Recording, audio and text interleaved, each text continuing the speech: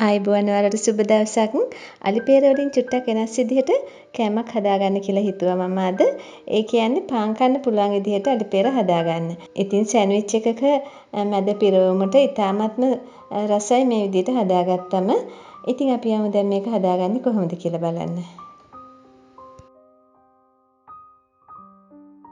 ගොඩාක් ලේසි. විනාඩි 5ක්වත් යන්නේ නැහැ මේක හදාගන්න මේ මිශ්‍රණය.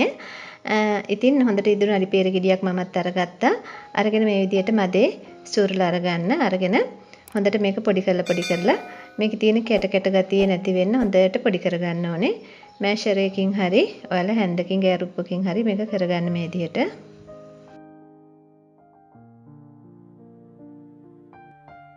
ඊපස්සේ හීනියට කපාගත්තු බීලුණු ගෙඩියකින් කෑල්ලක් තියෙනවා භාගයක්. ඒක හීනියටම කපා ගන්න මේ ද්‍රව්‍ය ටික තක්කාලි ගෙඩියක්. ඒ වගේම අමිරිස් කරල් 3ක් විතර මම හීනියට කපා ගත්තා. ඉතින් චූටි දරුවෝ ඉන්නෝ නම් අමිරිස් දානකොට පරිස්සමෙන් දාන්න.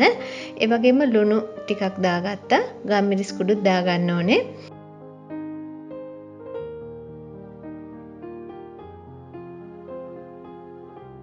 ඊට පස්සේ මේක හොඳට මිශ්‍ර කරන්න ඕනේ. හොඳට මිශ්‍ර කරගන්න. ඒ වගේම දෙහි බිඳු 2-3කුත් මම දාගන්නවා. රසට වගේම එතකොට ගොඩක් පෝෂ්‍ය ගුණය රැකෙනවා. ඒ කියන්නේ අලිගැට පෙරවල තියෙන යකඩ අපේ ශරීරයට අවශෝෂණය වෙන්න ඉතාමත්ම වටිනවයි දෙහි ටිකක් දාන එක.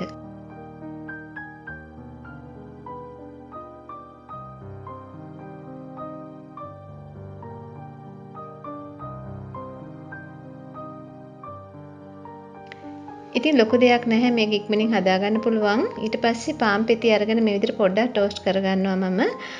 එතකොට ගොඩක් රසයි. අමුවට ගන්නවට වඩා පොඩ්ඩක් තෙල් චුට්ටක් හරි එහෙම නැත්නම් බටර් ටිකක් හරි දාලා මේ විදිහට පාන් පෙති දෙපැත්ත දාලා පොඩ්ඩක් ටෝස්ට් කරගන්න. ගොඩේ ටෝස්ට් කරන්න එපා. කර වෙනකන්.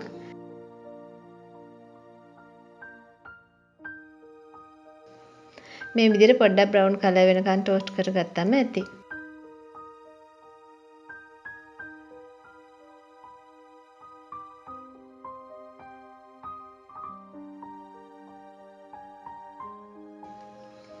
ඉතින් දැන් හරි මම මේ විදිහට පාන් පෙති ටික ටෝස්ට් කරගත්තා.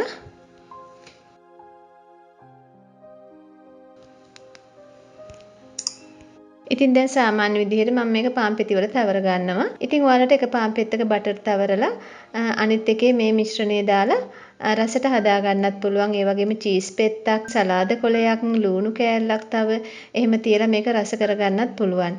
මම වෙජිටේරියන් අයට කන්න පුළුවන් හින්දා මේකට බිත්තර එහෙම දැම්මේ නැහැ. බිත්තර උනත් දාගන්න පුළුවන් තම්බලා හරි ඔම්ලට් එකක් දාලා ඒකේ කෑල්ලක් උනත් දාලා ලස්සනට සරස ගන්න පුළුවන්.